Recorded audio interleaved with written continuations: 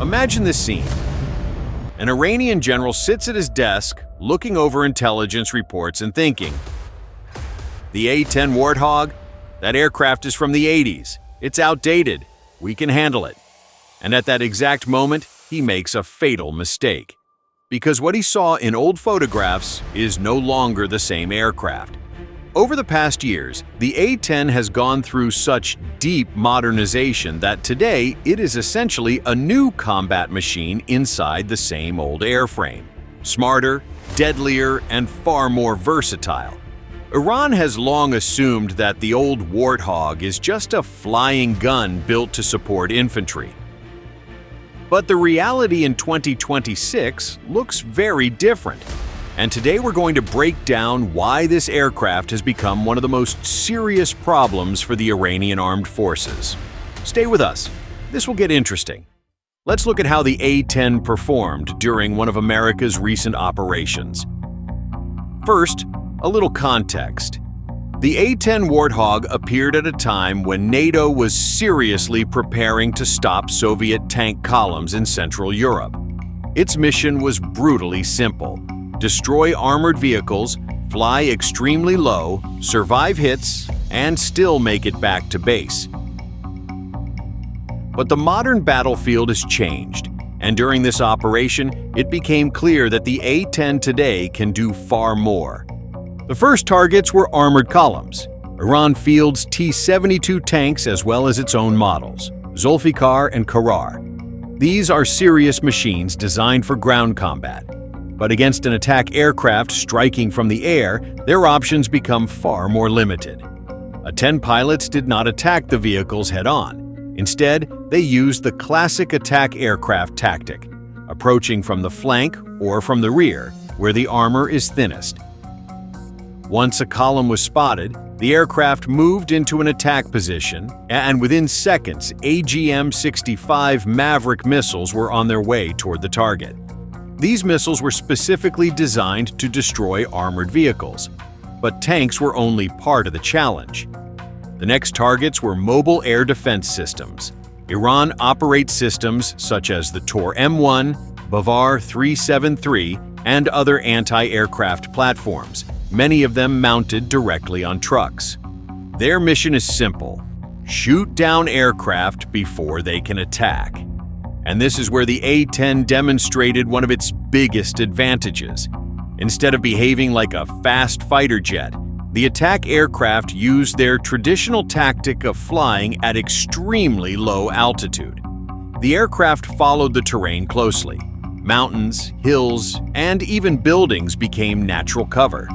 When reconnaissance located a radar position, the pilot received the coordinates, moved into attack range, briefly climbed to line up the strike, and launched a missile or a guided bomb. In many cases, the sequence happened so quickly that the air defense crews simply did not have time to react. But the modern battlefield has another element: drones. Iran actively uses unmanned aircraft, especially loitering munitions such as the Shahed drones. They are relatively inexpensive, can fly at low altitude, and are designed to strike important targets. Of course, the A-10 was never designed specifically as a drone hunter, but during the operation it became clear that it could operate against these targets as well. With its cannon and short-range guided weapons, the attack aircraft was capable of intercepting slow drones flying low and lacking high speed. Another category of targets was fortified positions. These included command posts, concrete shelters, and concealed artillery batteries. For these missions, the A-10 used precision-guided GBU-39 small-diameter bombs. They are relatively small, but extremely accurate. In some cases, the bomb struck almost directly into a specific opening in the structure, such as a ventilation shaft or the entrance to a bunker. As a result, the target was destroyed while the surrounding damage remained minimal. And there is another important point that is often overlooked. The A-10 was not operating alone. During the operation, the attack aircraft functioned as part of a much larger combat system. They received information from ground forces, unmanned drones, reconnaissance aircraft, and even satellites. All of this data formed a single picture of the battlefield. As a result, the pilots could see far more than ever before, and that is exactly why the A-10's strikes during this operation were not just powerful, they were extremely precise. The combination of the aircraft's durability, powerful weaponry, and modern targeting systems made the modernized A-10 a far more dangerous opponent than many had expected. After this operation, one thing became absolutely clear. The A-10 is dangerous, not only because of its toughness or its legendary cannon. The real strength of the aircraft today lies in how deeply it has been modernized. And this is where things become truly interesting. From the outside, the A-10C has barely changed.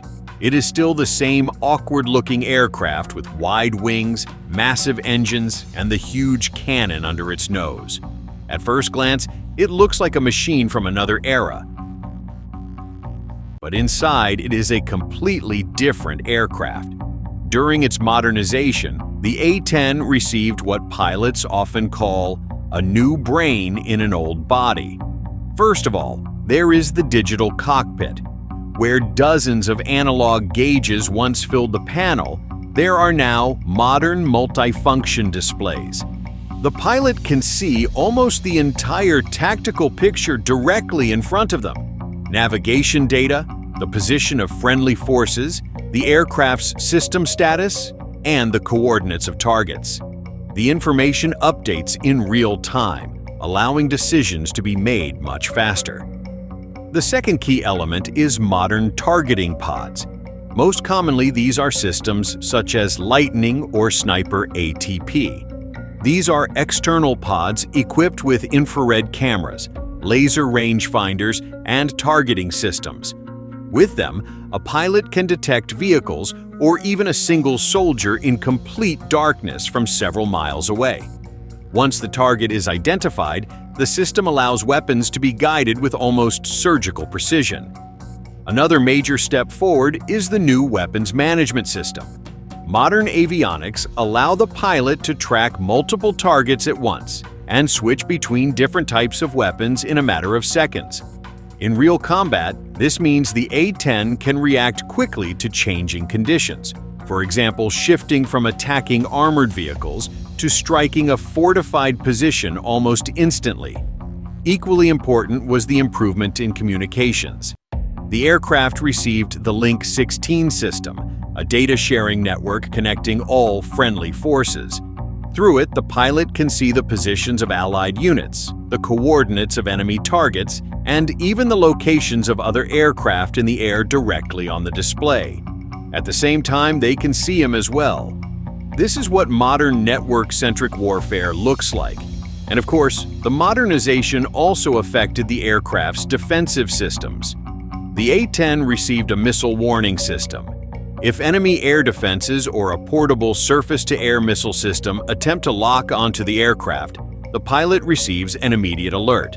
At that moment, the pilot can deploy flares, change course, or perform an evasive maneuver. But new systems, sensors, and communications are only half the story. All of these technologies matter only if the aircraft can effectively strike its targets. And this is where the A-10 demonstrates another of its strengths. After modernization, it effectively became a universal platform for modern precision weapons. That is why today's Warthog can perform a far wider range of missions than originally envisioned when the aircraft was first designed. The modern A-10C can be described as a flying platform capable of carrying nearly every major type of weapon used by American tactical aviation. One of the key tools remains the AGM-65 Maverick. This is an air-to-ground missile with television or infrared guidance. Once launched, the pilot does not need to continuously guide it. The system tracks the target on its own. That is why the Maverick is ideal for destroying tanks and armored vehicles at distances of up to about 15 miles. Another type of weapon is the JDAM, or Joint Direct Attack Munition. This is a standard bomb equipped with a GPS guidance kit. As a result, it becomes a precision weapon with an accuracy of just a few meters. Such a bomb can be released from high altitude or from a significant distance without flying deep into enemy air defense zones. For precision strikes, the A-10 uses the GAU-39 small diameter bomb. This is a relatively small guided bomb weighing about 290 pounds, but its main advantage is extreme accuracy. A single A-10 can carry several of these munitions at once and use them to strike fortifications, vehicles, or command posts while keeping surrounding damage to a minimum. Another interesting example is the Hydra 70 rockets, which after modernization received the APKWS laser guidance system. In practice, this turned a simple, unguided rocket into a relatively inexpensive but very accurate weapon. These rockets are well suited for engaging light vehicles, drones, or exposed infantry positions, and that is exactly what makes the A-10 so versatile. But even with all of this modern weaponry, there is one thing that remains the true symbol of this aircraft.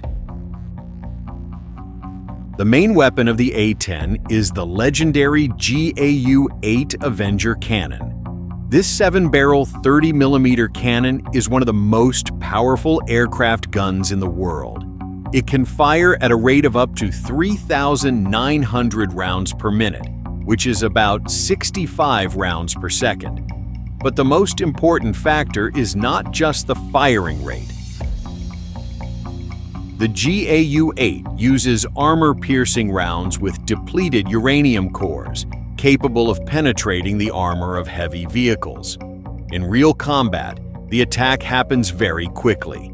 The aircraft passes over the target, the cannon fires for 1 or 2 seconds, and even well-protected armored vehicles can be severely damaged or completely disabled. This cannon is so large and powerful that when engineers designed the aircraft, they essentially built the A-10 around it. Not a cannon for the airplane, but an airplane for the cannon. That is why when the distinctive sound of its fire is heard on the battlefield, the enemy usually understands one thing: the situation has just become much more difficult. And now a question for you.